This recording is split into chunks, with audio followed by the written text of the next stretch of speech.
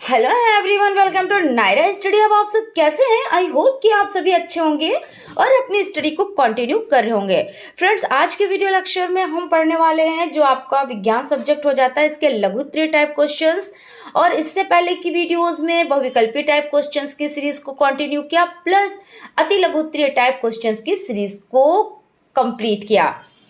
आज हम लोग लघुत्तरीय टाइप क्वेश्चंस की सीरीज को कंटिन्यू करेंगे जो आप लोगों के लिए इंपॉर्टेंट हो जाते हैं, इसलिए वीडियो में लास्ट तक बने रहिएगा और वीडियो को बिल्कुल भी स्किप ना कीजिएगा। तो चलते हैं, आज की सीरीज का फर्स्ट नंबर क्वेश्चन देख लेते हैं। बहुत ज़्यादा आपके लिए इंपॉर्टेंट हो जाता है। जीवाणु कोशिका की संरचना का नामांकित चित्र बनाइए। तो इस तरह के क्वेश्चंस एग्जाम में बहुत ज़्यादा पूछे जाते हैं कि चित्र बनाइए। कभी कभी क्या होता है, इसकी डिटेलिंग कीजिए और कभी कभी सिर्फ चित्र और उसका नामकरण कीजिए। तो बहुत ही इजी तरीके से आप इस तरह से बना सकते हैं इसको और इसका नामकरण कर सकते हैं, यानी इसको नामांकित कर सकते हैं। ठीक है ना। तो यहाँ पे आपकी कोशिका भित्ति हो जाती है, ये स्केल है, कोशिका द्रव्य है और झिल्ली और राइबोसोम ये हो जाते हैं। ठीक है ना। तो इस तरह से आप इसको कंप्लीट कर सकते हैं। एक से दो बार आप बनाएंगे और बनाना आप सीख जाएंगे। उसके बाद हो जाता है क्वेश्चन, ओजोन परत अपक्षय से आप क्या समझते हैं, इसके कारणों पर संक्षिप्त टिप्पणी लिखिए। तो ओजोन का निर्माण आणविक ऑक्सीजन पर पराबैंगनी किरणों की क्रिया से होता है। आधुनिक जीवन शैली में उपयोगी कुछ रसायन जैसे फ्लोरोकार्बन, FC क्लोरोफ्लोरोकार्बन, CFC हो जाता है, ओजोन से भी क्रिया कर आणविक O2 तथा परमाणविक O ऑक्सीजन में विखंडित कर ओजोन स्तर का अपक्षय कहते हैं। इसे ही ओजोन छिद्र कहते हैं।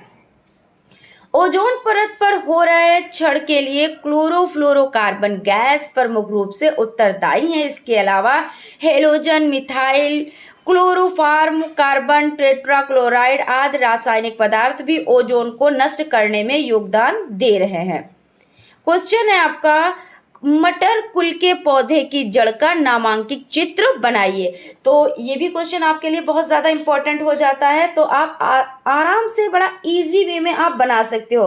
देखिए, इस तरह से आप करके और उसके बाद ये आप इसमें इस तरह से ये जड़ें आप निकाल सकते हो और इसका क्या कर सकते हो, इसको नाम आप दे सकते हो। छोटी छोटी देखिए बिंदियाँ रखी हुई हैं इस तरह से। तो ये क्या हो जाती है, ये नाइट्रोजनीकृत जीव हो जाते हैं। तो आप इस तरह से इसको बनाना सीख लीजिए। नेक्स्ट क्वेश्चन हो जाता है, अनुकूलन किसे कहते हैं, जलीय और मरुस्थलीय अनुकूलन को संक्षेप में उदाहरण सहित समझाइए। तो अपने आसपास के वातावरण से किसी जीव द्वारा स्वयं को ढाल लेना अथवा सामंजस्य स्थापित कर लेना अनुकूलन कहलाता है। यानी आप जिस वातावरण में रह रहे हैं वहाँ के अनुकूल अपने आप को ढाल लिया है, तो यही क्या कहलाता है, यही अनुकूलन कहलाता है। जो अच्छा भी होता है, क्योंकि जैसा वहाँ का माहौल है उसके अकॉर्डिंग हम ढल गए, बस बात खत्म हो गई, है ना। तो यही तो है, और तभी हमारा जीवन संभव है, वरना हम जीवित नहीं रह सकते। तमाम जीवधारियों में इसके लिए प्राकृतिक रूप से स्थायी शारीरिक लक्षण उत्पन्न होते हैं। जैसे जलीय जीव मछलियों में सांस लेने के लिए गिल्स, तो मरुस्थलीय क्षेत्र में ऊंट में लंबे समय तक बिना पानी के रहने के लिए अनुकूलित होना। अगर अब देखिए, अगर मछलियों में क्या, जैसे मछलियां जल में रहती हैं, अब उसके अनुकूल वो ना हो तो क्या जल में रह सकते? अब हम लोग तो जल में नहीं रह सकते, क्यों? क्योंकि हम उसके अनुकूल नहीं हैं। अब इसी तरह जो ऊंट है वो लंबे समय तक बिना पानी पिए रह सकता है। क्यों रह सकता है? क्योंकि वो उसके अनुकूल है, क्योंकि उसमें एक थैली होती है, वो एक हफ्ते तक लगभग वो बिना पानी पिए, अगर आप ऐसे भी कह सकते हो, क्योंकि वो उसका यूज़ कर लेता है, तो वो बिना पानी पिए रह सकता है। और जहाँ रेगिस्तानी इलाका होता है, मरुस्थलीय क्षेत्र है, वहाँ पानी की कमी होती है, तो अगर वहाँ के अनुकूल ये ना ढले तो ये जीवित नहीं रह सकते। इसी तरह से पौधा हो जाता है, जो मरुस्थलीय क्षेत्र का पौधा होता है जिसमें कांटे होते हैं, तो क्या होता है, वो कांटे का रूप ले लेता है और वहाँ पे क्या होता है, वो पानी को संचित कर लेता है। और जब पानी को संचित कर लेता है तो वहाँ पे पानी तो कम मिलता है, लेकिन वो उसके अनुकूल ढल जाता है। यानी क्या है, अगर वहाँ के अनुकूल ना ढलता तो क्या जीवन संभव हो पाता? नहीं हो पाता। तो वही चीज़ फिर से आ गई कि जहाँ पे जिस तरह से पर्यावरण हो, जिस तरह से जहाँ का माहौल हो, उसके अकॉर्डिंग ढलना ही रहता है तभी जीवन जी मिलता है, वरना जीवन संभव नहीं हो पाता है। उसके बाद है यहाँ पे हो जाता है अनुकूलन, किसी विशेष वातावरण में जीवधारी को सुगमता पूर्वक जीवन व्यतीत करने, वृद्धि हेतु रचनात्मक एवं क्रियात्मक स्थायी परिवर्तन उत्पन्न होने की प्रक्रिया है।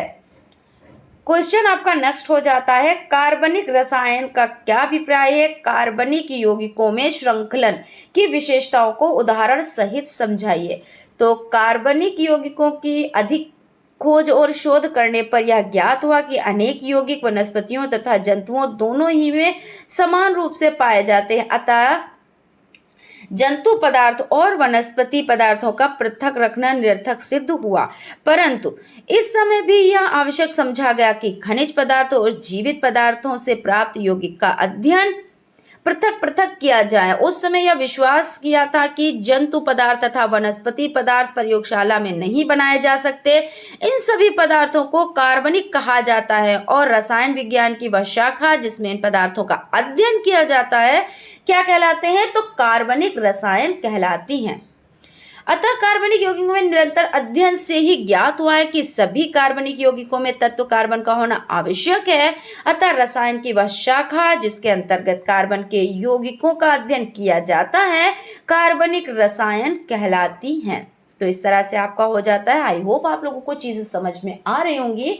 और फ्रेंड्स, अगर अभी आपने चैनल पर विजिट किया और नया है तो चैनल को सब्सक्राइब ज़रूर कर लीजिएगा और बेल आइकन को भी ज़रूर प्रेस कर लीजिएगा, क्योंकि कोई भी नोटिफिकेशन होती है वो आप तक पहुंच जाती है अगर आपने सब्सक्राइब कर रखा है।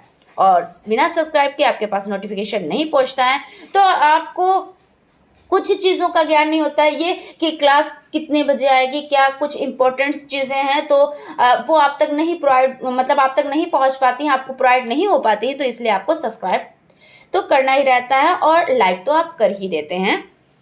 क्वेश्चन हो जाता है प्रकाश के अपवर्तन का नियम बताइए। तो प्रकाश अपवर्तन के दो नियम हैं। आपतित किरण, अभिलंब एवं अपतित किरण तीनों एक ही समतल में स्थित होते हैं। किन्हीं दो माध्यमों के लिए आपतन कोण की ज्या तथा अपवर्तन कोण के लिए ज्या का अनुपात एक नित्यांक होता है, अर्थात देखिए sine i upon sine r और नित्यांक ये हो जाता है। इस तरह से आप लिख सकते हैं। इस नियम को स्नेल का नियम भी कहते हैं। अवतल दर्पण तथा उत्तल दर्पण का उपयोग बताएं। तो अवतल दर्पण का उपयोग, अवतल दर्पण दाढ़ी बनाने के काम में आता है और गाड़ी में हेडलाइट में, आँख कान नाक के डॉक्टर के द्वारा उपयोग में। अब यहाँ पे एक ट्रिक बताई थी आपको, अवतल दर्पण और उत्तल दर्पण किसके लिए होता है। तो देखिए अवतल यहाँ पे पहले लिख लेते हैं, तब दूरदृष्टि के बारे में समझते हैं। जैसे निकट दृष्टि दोष, तो निकट आपका 3 अक्षरों में लिखा है और अवतल अवतल आपका 4 अक्षरों में लिखा है। अब हम लिखें दूर दृष्टि दोष, यहाँ पे सिर्फ दूर, क्योंकि यह ट्रिक है ना, तो दूर दृष्टि दोष और यहाँ पे है उत्तल। अब देखिए अवतल से छोटा उत्तल है और निकट से छोटा दूर है। क्यों दूर है, दूर क्यों छोटा है, क्योंकि दा में बड़ों की मात्रा और रा सिर्फ 2 ही अक्षर है और निकट में कितने हैं तो 3 अक्षर है और अवतल में कितने हैं 4 अक्षर है। यानी जो निकट है बड़ा अक्षर है, मतलब 3 अक्षर लिखे हुए हैं, तो अवतल यानी 4 अक्षर वाला बड़ा और दूर यानी देखिए दा में बड़ों की मात्रा रा छोटा है, 2 ही अक्षर लिखे हुए हैं और उत्तल भी छोटा है यानी 3 अक्षर, और अगर आधा ता और मान लीजिए तो 3.5 अक्षर यानी ये भी छोटा है।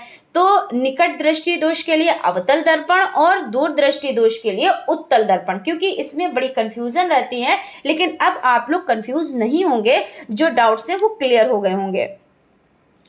तो यहाँ पे समझ लेते हैं कि किसमें काम आता है अवतल दर्पण। तो अवतल दर्पण दाढ़ी बनाने के काम में और गाड़ी के हेडलाइट में और आँख कान और नाक के डॉक्टर के द्वारा उपयोग में ये आता है। उसके बाद है उत्तल दर्पण का उपयोग। तो सोडियम परावर्तक लैंप में गाड़ी के साइड में लगे शीशा उत्तल दर्पण होता है, जिससे पीछे आने वाला जो व्यक्ति या गाड़ी है यानी कोई वो दिखाई पड़े।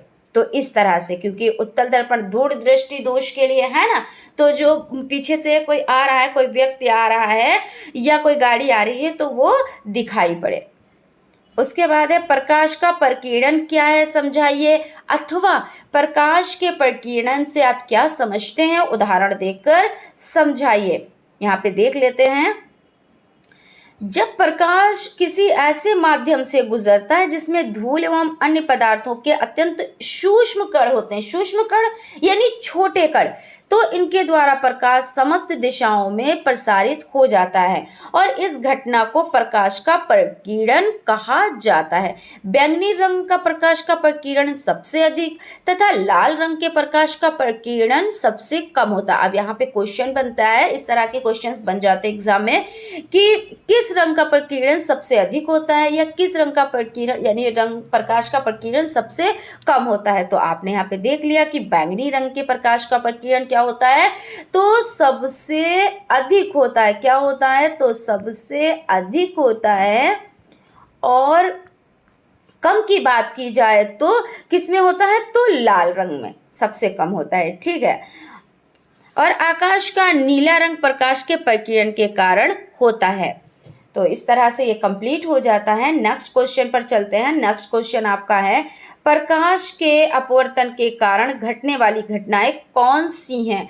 तो प्रकाश के अपवर्तन के कारण घटने वाली घटनाएं हैं तारों का टिमटिमाना, द्रव्य में अंशतः डूबी हुई सीधी छड़ टेढ़ी दिखाई पड़ती है, पानी से भरे किसी बर्तन की तली में पड़ा हुआ सिक्का ऊपर उठा हुआ दिखाई देता है, मछली वास्तविक गहराई से कुछ ऊपर उठी हुई दिखाई पड़ती है। तो ये किस कारण से होता है, देखिए यहाँ पे देख सकते हैं क्वेश्चन, प्रकाश के अपवर्तन के कारण घटने वाली घटनाएं। तो ये प्रकाश के अपवर्तन के कारण घटने वाली घटनाएं हो जाती हैं।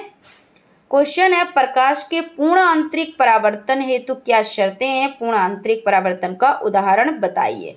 प्रकाश की किरण सघन माध्यम से विरल माध्यम में जा रही हो, आयतन कोण, यहाँ पे आपतन ये हो जाता है आपका, आयतन नहीं है, आपतन कोण क्रांतिक कोण से बड़ा हो, पूर्ण आंतरिक परावर्तन हो, उदाहरण हीरो का चमकना, रेगिस्तान में मरीचिका का बनना, जल में पड़ी परख नली का चमकना, कांच में आई दरार का चमकना। प्रकाश का वर्ण विक्षेपण किसे कहते हैं समझाइए। तो जब सूर्य का प्रकाश प्रिज्म से होकर गुजरता है तो यहाँ अपवर्तन के बाद प्रिज्म के आधार की ओर झुकने के साथ साथ विभिन्न रंगों में विभक्त हो जाता है। इस प्रकार प्राप्त रंग के समूह को वर्णक्रम कहते हैं तथा श्वेत प्रकाश का अपने अवयवी रंगों में बंटना ही वर्ण विक्षेपण है। सूर्य के प्रकाश में बैंगनी रंग का विक्षेपण सबसे अधिक एवं लाल रंग का विक्षेपण सबसे कम होता है।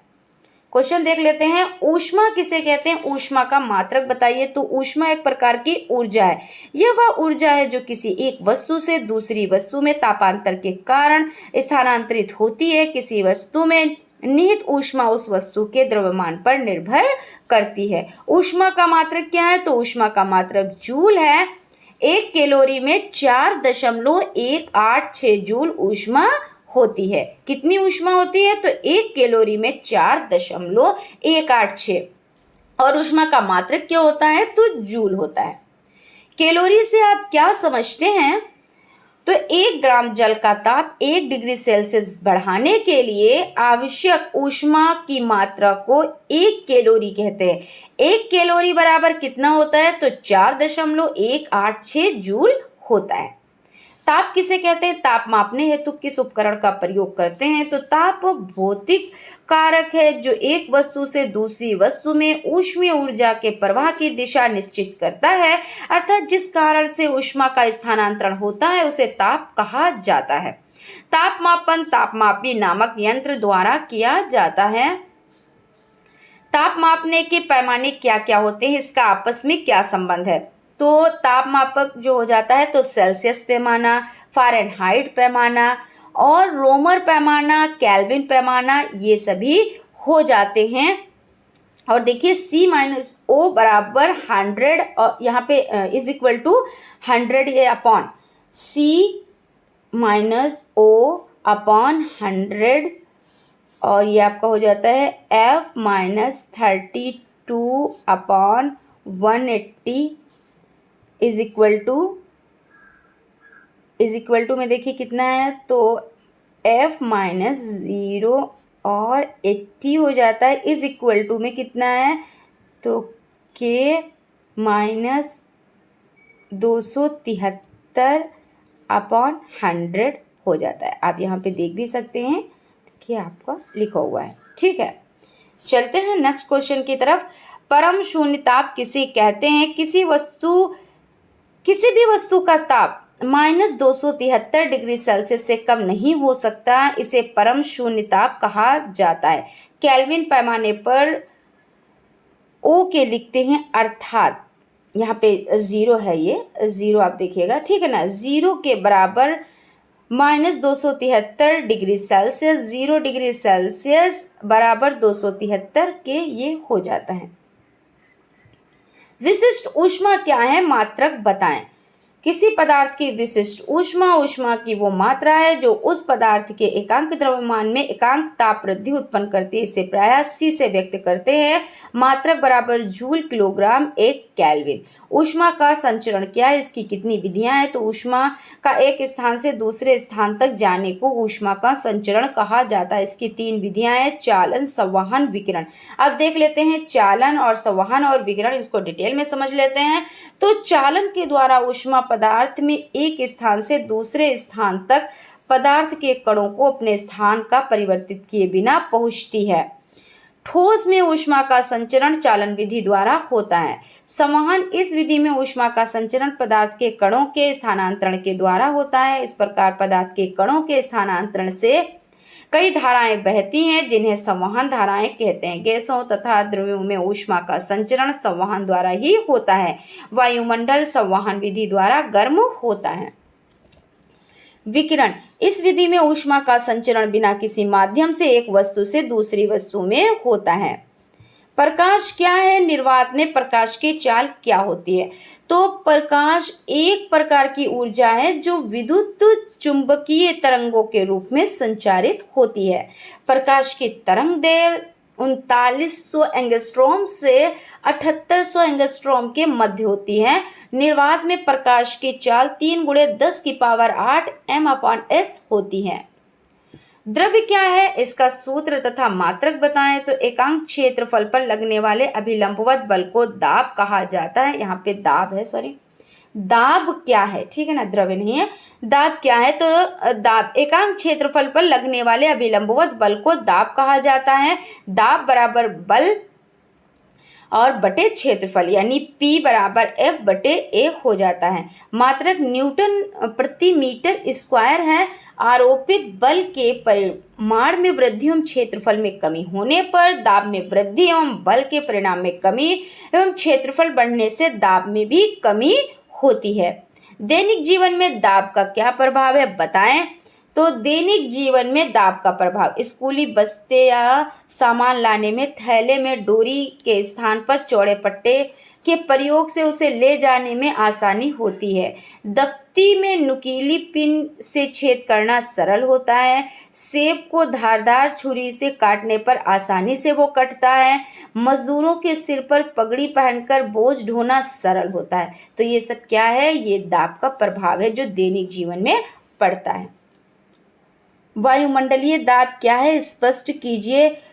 पृथ्वी चारों तरफ वायु से घिरी है। पृथ्वी के चारों ओर वायु का यह आवरण वायुमंडल कहलाता है। वायुमंडल लगभग 100 किलोमीटर की ऊंचाई तक फैला हुआ है। वायुमंडल के कारण पृथ्वी की सतह पर जो दाब लगता है वह दाब वायुमंडलीय दाब कहलाता है। उदाहरण, एक रबड़ चूसक लेकर इसे मेज की चिकनी सतह पर रखें, इसे नीचे की ओर दबाकर छोड़ दें। अब इसे ऊपर की ओर खींचने में कठिनाई होती है क्योंकि अंदर की कुछ वायु बाहर निकल जाती है। वायुमंडलीय दाब के कारण इस पर बाहर से वायु दाब पड़ता है, जिसके फलस्वरूप क्या होता है, उसे ऊपर खींचना कठिन हो जाता है। नेक्स्ट क्वेश्चन के चलते हैं। नेक्स्ट क्वेश्चन आपका हो जाता है, वायु दाब का मापन कैसे किया जाता है? प्रामाणिक वायु दाब किसे कहते हैं? सतह के एकांक क्षेत्रफल पर लगने वाली वायुमंडल की वायु के भार से वायु दाब का मान ज्ञात किया जाता है। वायु दाब बराबर वायु स्तंभ का भार, और ये ब्रैकेट में न्यूटन में है, और प्रति क्षेत्रफल मीटर स्क्वायर। दाब का मापन वायुदाब मापी द्वारा किया जाता है। समुद्र तल पर वायुमंडल का दाब के पारे के 76 सेंटीमीटर ऊंचे स्तंभ के दाब के बराबर होता है। इसका मान 1.013 गुणे 19 की पावर 5 न्यूटन प्रति मीटर स्क्वायर होता है। इसे प्रामाणिक वायुदाब कहते हैं। सूक्ष्म जीव किसे कहते हैं, समझाइए। सूक्ष्म जीव वे जीव होते हैं जिन्हें हम सूक्ष्मदर्शी के द्वारा देख सकते हैं।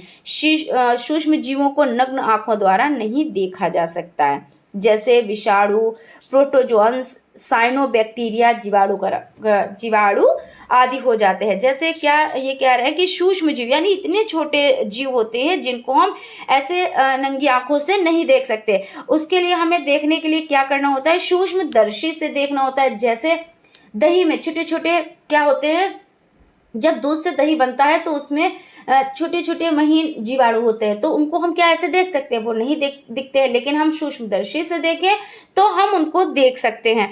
तो इसी तरह से ये कई चीज़ें हो जाए, यानी कई विषाणु हो जाए, जैसे विषाणु हो जाता है, प्रोटोजोअन्स हो जाता है, साइनोबैक्टीरिया हो जाता है, जीवाणु आदि हो जाते हैं। ये सभी इसकी श्रेणी में आ जाते हैं। प्रकाश के परावर्तन के नियम को संक्षेप में बताएं। तो प्रकाश के चिकने पृष्ठ से टकराकर वापस उसी माध्यम में लौटने की घटना को प्रकाश का परावर्तन कहा जाता है। परावर्तन के दो नियम हैं, आपतित किरण आपतन बिंदु पर अभिलंब तथा परावर्तित किरण एक ही तल में होता है। आपतन कोण परावर्तन कोण बराबर होता है। प्रकाश का अपवर्तन क्या है, समझाइए। तो जब प्रकाश की किरणें एक माध्यम से दूसरे माध्यम में श्वेत यानी प्रवेश करती हैं तो दोनों माध्यमों को पृथक करने वाले तल पर अभिलंबवत आपतित होने पर बिना मुड़े सीधे निकल जाती है, परंतु तिरछी आपतित होने पर वे अपनी मूल दिशा में विचलित हो जाती हैं। इस घटना को प्रकाश का अपवर्तन कहा जाता है। उसके बाद आपका क्वेश्चन है, जीवाणु की संरचना बनाइए। ये आप इसकी भी प्रैक्टिस कर लीजिएगा, बहुत ज़्यादा इम्पोर्टेंट हो जाता है आप लोगों के लिए। तो यहाँ पे देखिए बड़ा ही इजी तरीके से आप इसको बना सकते हैं। 2 से 3 बार बनाएंगे, आप लोगों की समझ में आ जाएगा ये। और इस तरह से आप बनाइएगा, ठीक है ना, और इसका नामकरण कीजिएगा। चलते हैं नेक्स्ट क्वेश्चन की तरफ। विषाणु को सजीवों तथा निर्जीवों के मध्य की कड़ी क्यों कहते हैं? तो विषाणु सजीवों तथा निर्जीवों दोनों का लक्षण रखते हैं, इसलिए इन्हें सजीव तथा निर्जीव के मध्य की संयोजक कड़ी कहते हैं। विषाणु में सजीवों का लक्षण न्यूक्लिक अम्ल का पाया जाना और सजीवों के भांति ताप दाब तथा रसायन का प्रभाव, सजीव कोशिका के अंदर जाने पर सक्रियता से सजीवों के समान इसमें एंजाइम तंत्र का उपयोग करना। विषाणुओं में निर्जीवों का लक्षण श्वसन की आवश्यकता का न होना, विषाणुओं का क्रिस्टल बनाना और जीव द्रव्य का न पाया जाना।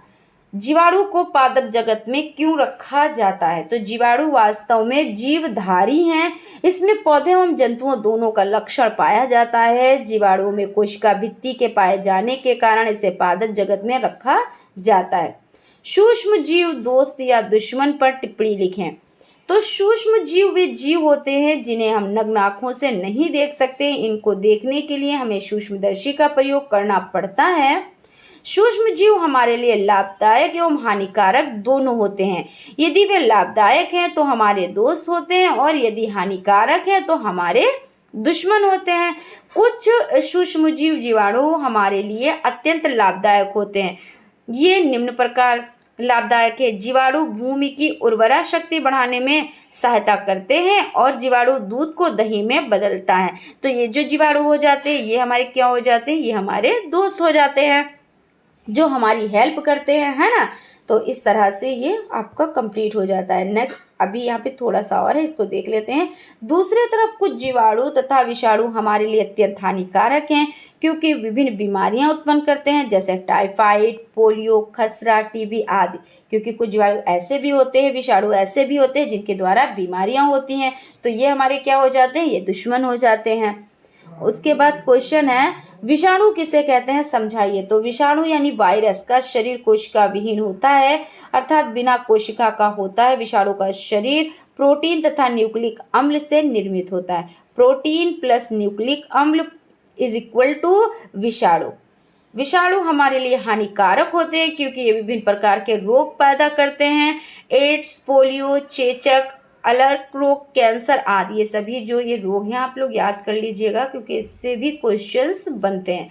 अब नेक्स्ट क्वेश्चन है विषाणु का चित्र बनाएं। देखिए इस तरह के क्वेश्चंस कई आए हैं तो आप लोग इसको अच्छे से ध्यान में रखिएगा, प्रैक्टिस कीजिएगा। विषाणु का चित्र बनाएं तो बहुत ही ईजी है। देखिए इस तरह से प्रोटीन खोल और न्यूक्लिक अम्ल, तो इसमें तो कुछ करना ही नहीं है, बहुत ही इजी तरीके से आप लोग बना सकते हो। जीवाणु भोजी किसे कहते हैं बताइए। तो जीवाणु भोजी एक प्रकार के वायरस होते हैं। जीवाणु भोजी वे वायरस हैं जो जीवाणुओं का भक्षण करते हैं। जीवाणु भोजी के संबंध में सबसे महत्वपूर्ण बात यह है कि जीवाणु भोजी गंगा जल में रहते हैं और जीवाणुओं को गंगा जल में पनपने नहीं देते। जीवाणु भोजी की उपस्थिति के कारण ही गंगा जल पवित्र होता है। हम अपने नल का पानी 2 दिन से 4 दिन रख दें तो पानी में जीवाणु पनपने लगते हैं और पानी में दुर्गंध आने लगती है, लेकिन गंगा जल को सालों साल रखने पर भी उसमें दुर्गंध नहीं आती और पानी सड़ता नहीं है क्योंकि इसमें जीवाणु भोजी पाया जाता है।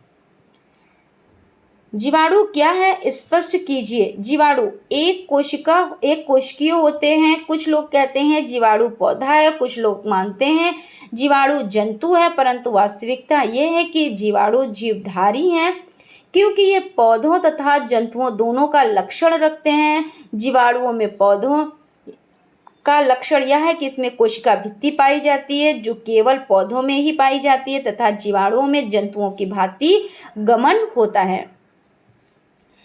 आज की सीरीज का लास्ट क्वेश्चन है। सो फ्रेंड्स, अगर अभी तक आप लोगों ने चैनल को सब्सक्राइब नहीं किया है तो प्लीज़ सब्सक्राइब कर लीजिएगा और बेल आइकन को भी ज़रूर प्रेस कर लीजिएगा जिससे कोई भी नोटिफिकेशन हो वो आप तक पहुंच सके। क्वेश्चन हो जाता है वायु प्रदूषण से आप क्या समझते हैं या क्या आशय है। इसके कारण तथा दुष्प्रभाव यानी इसके कारण तथा दुष्प्रभाव का वर्णन कीजिए। तो वायु प्रदूषण, वायु विभिन्न गैसों का मिश्रण है। इसमें सभी गैसों का निश्चित अनुपात होता है। इन गैसों के विभिन्न कारणों से यह असंतुलन होता है, उसे वायु प्रदूषण कहते हैं। दूसरे शब्दों में कहा जा सकता है कि वायु का प्रदूषित होना वायु प्रदूषण है। वायु के भौतिक, रासायनिक तथा जैविक गुणों में होने वाला अवांछनीय परिवर्तन जो जीवों पर प्रतिकूल प्रभाव डालता है वायु प्रदूषण कहलाता है। तो फ्रेंड्स, यहाँ पर आज का सेशन कंप्लीट होता है। आई होप आप लोगों को चीज़ें समझ में आई होंगी। मिलते हैं नेक्स्ट क्लास में। Thank you.